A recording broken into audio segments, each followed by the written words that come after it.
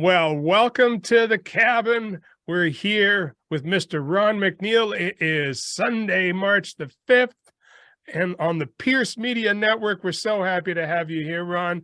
You and I have been trying to connect here for a while. We've had some technical issues and stuff like that, but here we are, coffee in hand, Sunday morning. Cheers to you, my friend. Well, good to see you, Tim. If you have any technical problems, I'm the guy to call because I'm an expert at technical stuff, right? Yeah, you're like me. You're an expert of the technical problems. Yeah, I get them all the time. Well, we're gonna put all that aside and we're gonna talk about you and your music. We were just talking about how you were at a show last night with your girlfriend George Lines, and how was that show last night? The show was awesome. It was a corporate show, and they got a really good little corporate band in Calgary here, and they have three lead singers, and they're all women singers, and they're all very, very good singers. So and a really killer band backing them up, and a great sound. So it was I really enjoyed it. Do you like being the sort of in the audience sometimes too, as opposed to being the guy on the stage all the time? Well, it's kind of new for me because my girlfriend and I are in a band together. Okay. And we do a lot of projects together, but they scouted her out. They needed another girl for the band, and so they kind of wrangled her from me. That's fantastic. That's fantastic. One of the reasons I wanted to talk to you today was you've got a new single out from this new record that you put out. This record, I believe it was called Waiting for You. Was that what it was called? Your new record? Waiting on the Day. Waiting on the Day. I'm sorry, that's what it was. Waiting on the Day. When was the release of that album? August of this year. So it's on for about 6 or 7 months. Now I put it up on iTunes before it was completely finished, but I did not actually officially release it till August of this year. Okay, fantastic.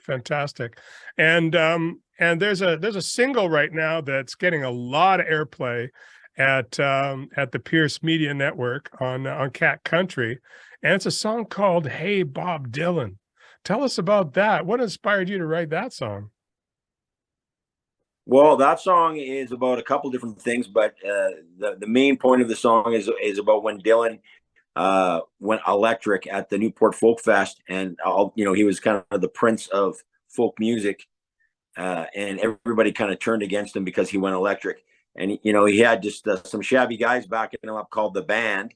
And you imagine Dylan on stage with the band being booed. Like, wow, how can you even imagine that, right? So the song's kind of about when he went electric and he made the change, and how he got treated. And some people said that he sold out and sold his soul. So I thought it was a great idea for a song, and it turned out pretty cool. I'm very happy with the way it turned out, and I'm getting great responses all over the world right now. Actually, I'm on about almost 1,000 stations around the world right now. I noticed that. I noticed that you've got actually a lot of draw, not only in North America, but you've got a lot of people listening to you down under. Australia, yeah, it's great down there. I've done a bunch of voice liners for radio stations. I am on ABC radio over there on full rotation, which is like CBC for Canada. Australian broadcast, and I'm on one of their top countdowns for the top 40. I've been in the top 20 for the last 5 weeks, reached as high as number 5, and great response, and very grateful for the people of Australia. They're digging my tunes. I like it. That's fantastic. And do you think you might, if the opportunity comes up, you think you might go tour down there? Well, I'll tell you what, we got 2 more singles coming out off this record before I start doing a new record. And if the response is as good on the next 2 as this one was, I think we'll be heading down there. That's fantastic. They'll love you down there. If they'll have me. It's gonna be barbecues, beers, and country music from Mr. Ron McNeil. It's gonna be beautiful. Yeah, awesome. That's awesome. I'm so glad to hear that. I mean, this is really, I mean, you're a career musician and songwriter. You've been around for a long time, especially on the Nashville scene.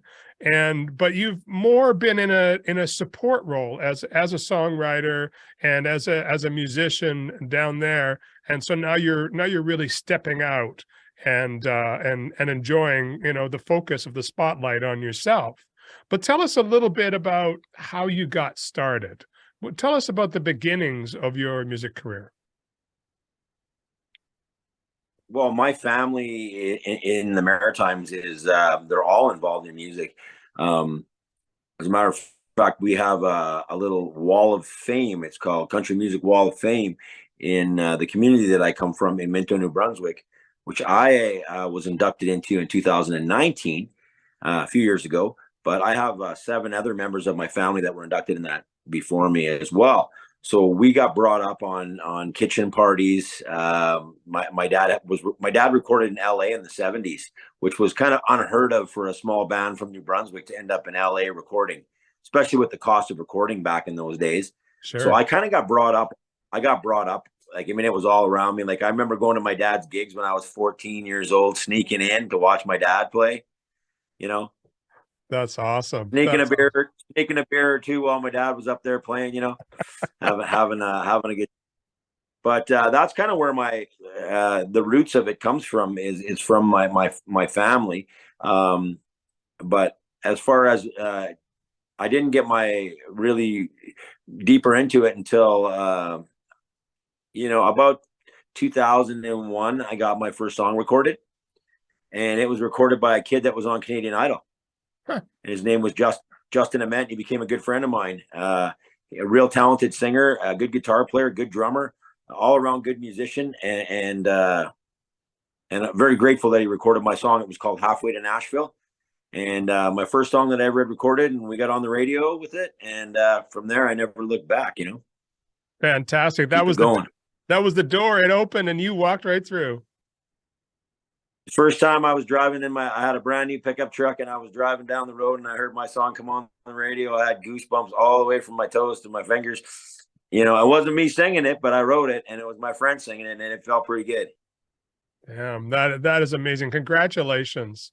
And congratulations on the record. The whole record is amazing.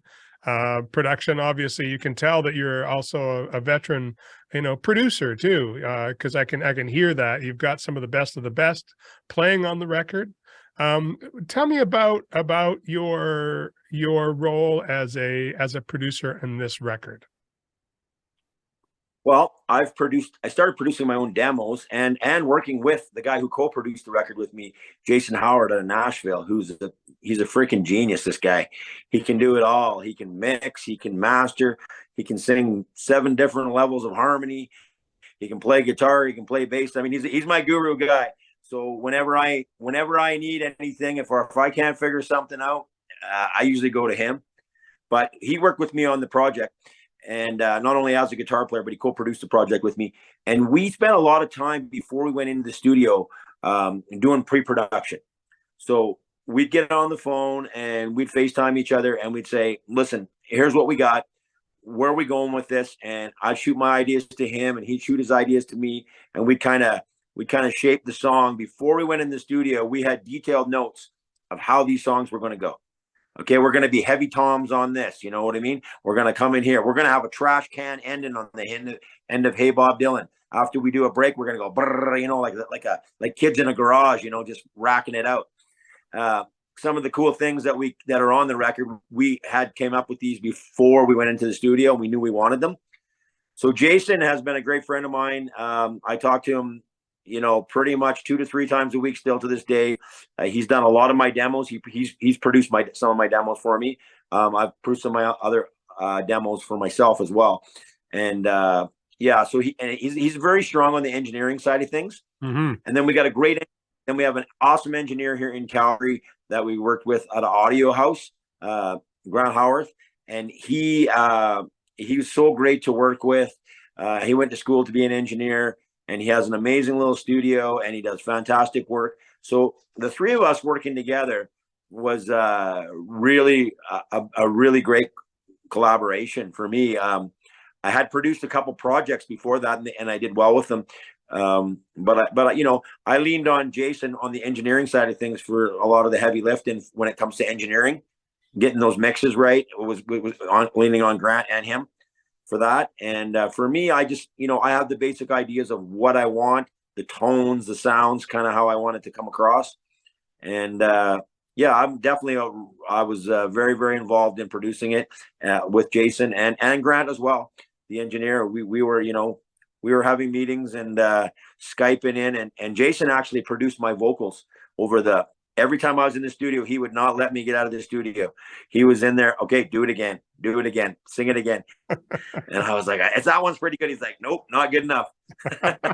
So he pushed me to make it the best I could make it. I love it. I love it. And was that in person, or were you doing that remotely? No, we were doing that. He was Skyping into the studio in Calgary for that. Okay. Yeah. So, and then, and then I had one of my bass players that was playing in my band before. He was singing some harmony on it as well, Odell. And obviously my girlfriend, who is a great singer, so she sang some harmonies on some of the songs. And then we got lucky, and Jason is has a friend, and his friend was Wendy Moten, who is one of the great singers in the world. She's fantastic. Yes, she sang backup. She was just on The Voice. She came second on The Voice, but she sings with Vince Gill and I believe Chicago. She's backed up, or some bands like that as well. Like she's just phenomenal singer. She's playing on the Grand Ole Opry, and so we had some real heavy hitters on the record that blended really nice with what I was doing. That's fantastic. No, the whole thing is very cohesive, and to hear that you had a vision for what it was supposed to be already before you got started, and that vision came to fruition is amazing, and just shows your skill as a producer and as a visionary of your own career, which I just love so much. There was a question that I wanted to ask you about. And first of all, congratulations on all the success so far of this record, and we're really looking forward to the next singles that are coming up. But there was something I was reading. You guys are getting the first peek. I think you guys are getting the first peek of the next single. Oh, that's fantastic! We love having. Looking forward to that. Looking forward to that. No, I was reading something about you were involved in a movie called For the Love of the Children. Tell us about that. Okay, yeah, that's a foundation here in Calgary that I'm on the board of directors on. And basically what they do is they go around the world and they raise money to save kids. They build orphanages, they feed, and they're over in the Ukraine feeding people. They work here in Canada with Indigenous people. We personally sponsor over 10,000 kids a month. So my role is, I just do whatever I can to help. So we wrote a song for the film. They did a film on the love of children, and it was entered in the Monaco International Film Fest in 2013. So I wrote that with my partner, Georgie Lyons, and I did a demo for it. And then after the demo, they were going to ask like a big name guy to sing it. And then I sang the demo, and Georgie produced, she made a little choir of children that she was teaching us. She's a music teacher too, as well, right? Oh, okay. Yeah, so she has a degree in music. She's really talented. So she got all these little grade 3 and 4 kids to sing with me, who I kind of had the Johnny Cash kind of raspier, deeper voice, with all these beautiful little angel kids singing with me. And when we produced the demo, they said to me, "Who's singing?" And I said, "Why, does he suck?" And they're like, "No, he's awesome." I'm like, "Well, it's me." So they said, "Well, we don't need anybody else. You're going to be in the movie." And I thought, well, that was pretty cool. So we ended up flying to Monaco to go to the film fest, where we got to hang out with Donovan, because Donovan came over and watched the movie and liked my song. And we struck up a little friendship with Donovan. And, he told us some stories about Paul McCartney and Eric Clapton and the Rolling Stones. And it was almost surreal. So we ended up winning Best International Documentary and the Angel Award for Films with Nonviolence. That's incredible. So it was a real. Yeah, so not only a talented musician, songwriter, producer, but also a humanitarian. I applaud you, my friend. That's beautiful. That's beautiful. Well, thank you for that. We've done the best we can for them. We actually had a really cool experience. We just did a kids book called Shine On. And in that kids book, Georgie and I as well wrote a song called Shine On. And what we did is we taught it, well, she taught it to all the kids at her school. They sang it, sent it over to the kids in Africa. The kids in Africa sang it. We put a couple lines of Swahili in it. Oh yeah. Which was Sisi na hika moja, means we are all the same. We're kids, we're all the same. Doesn't matter if you're black, doesn't matter if you're white, doesn't matter where you live, we're all the same. So the kids in Calgary sang it. We filmed it, sent it over to Africa. The kids in Africa sang it back to the kids in Calgary. Then we co-sponsored their school, and we helped build an addition onto their school with the sale of the book and fundraisers that the kids had put on at the Scenic Acres Elementary School in Calgary. That is fantastic. What a beautiful story. I love hearing things stories of people who are doing what they can by using their music and their talents to bring global change. I'm in a project right now with the singer of the Commodores. He was one of the lead singers who took over for Lionel Richie, and he's actually got a project called Music for Global Change. So I got to hook you up with him. That would, you guys, it sounds like you guys would get along really, really good. He might like. Go ahead. No, you go ahead. I said he might like to hear the song that we did for kids with little kids singing in it too. It's pretty cool. Oh, I want to hear that. Maybe I'm doing a compilation album right now. Maybe, who knows? Maybe we can include that on there if you guys are open to that. Yeah, we're open to that for sure. Fantastic.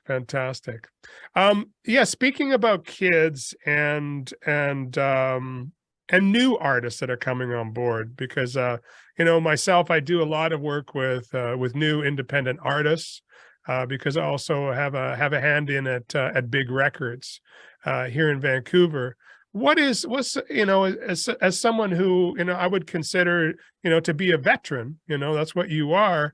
What is an advice that you would have to a young artist, especially a young country artist that's just starting off right now? What do you think is their best approach to have some success with their career? I would say get with as many people as you can that are talented and learn from them. Like every time, I got lucky. I won a songwriting competition at the CCMA. I actually won it 2 years in a row. And the third year they made me a judge. So that was for Olay Publishing.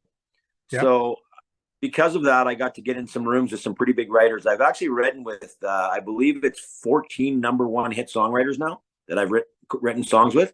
Amazing. So none of them, a few of them were cuts, smaller cuts and stuff, but nothing really big. But what I did is I learned from these guys. There is some, you have to, I think you have to judge yourself and say, where am I at compared to here? Where do I need to go? Where do I need to be? What does this guy have? What does this guy have that I need to work on?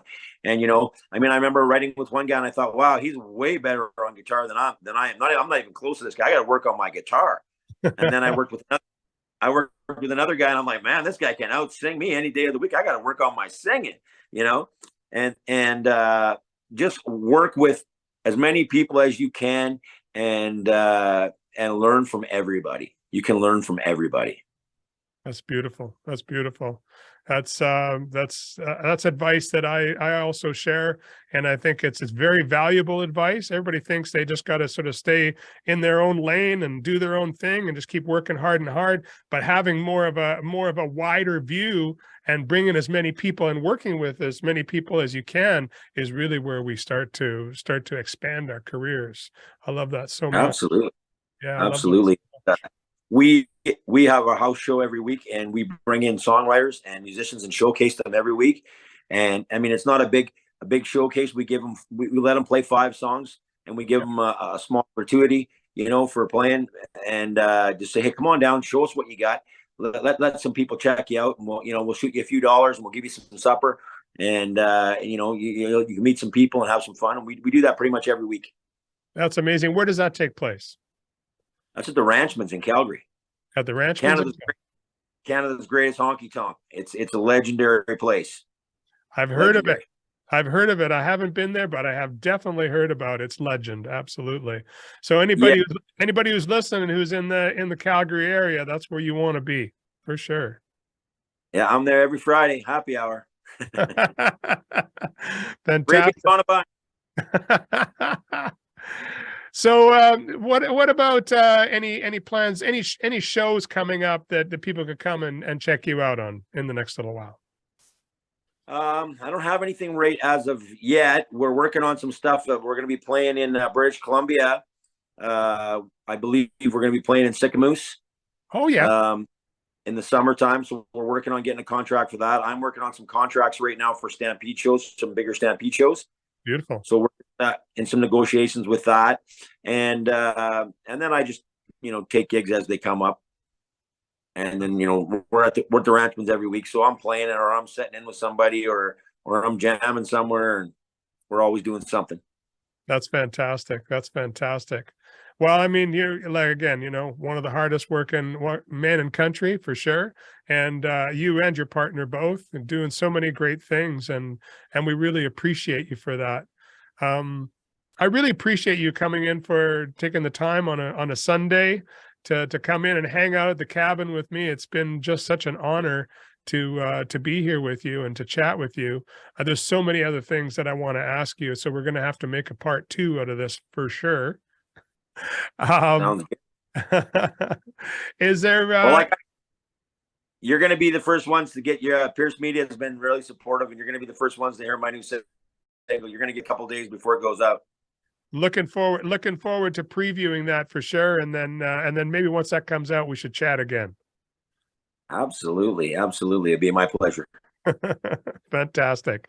Any final words that you have as far as maybe where people can find you and find your music? What's the best place to go?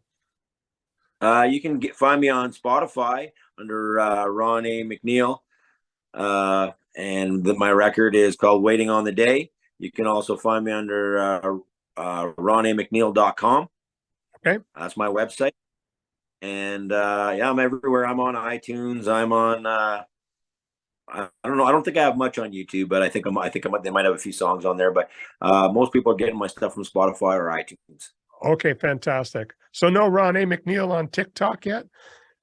No, I'm not a TikToker.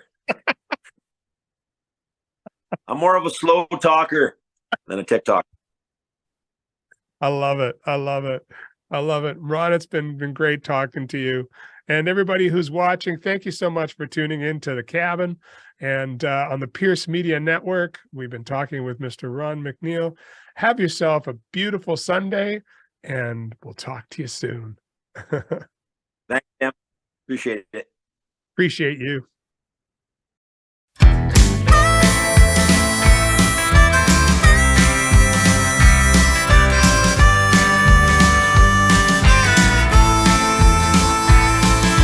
Found your own religion, you found it to be true, that Robert Johnson sold his soul so he could play the blues. So you went out to the crossroads and you made a choice. You give up everything to be the people's voice.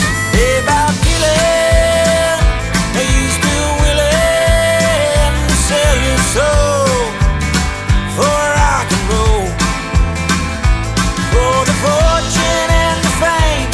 Everybody knows your name, Robert Zimmerman. Your life on earth will never be the same. So hey, Bob Dylan, are you still willing?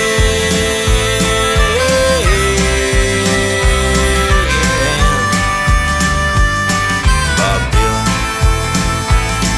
you sing that you've been knocking on heaven's door, but no one there is answering. You ain't knocking anymore.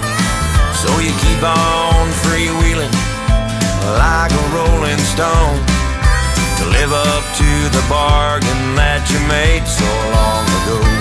Hey, Bob Dylan, are you still willing to sell your soul for rock and roll, for the fortune and the fame?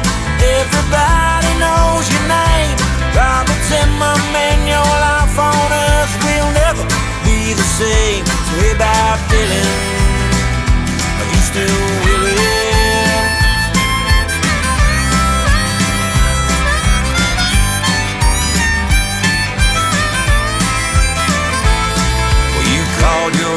commander looking for your truth, and he gave you more hits than good old Babe Ruth.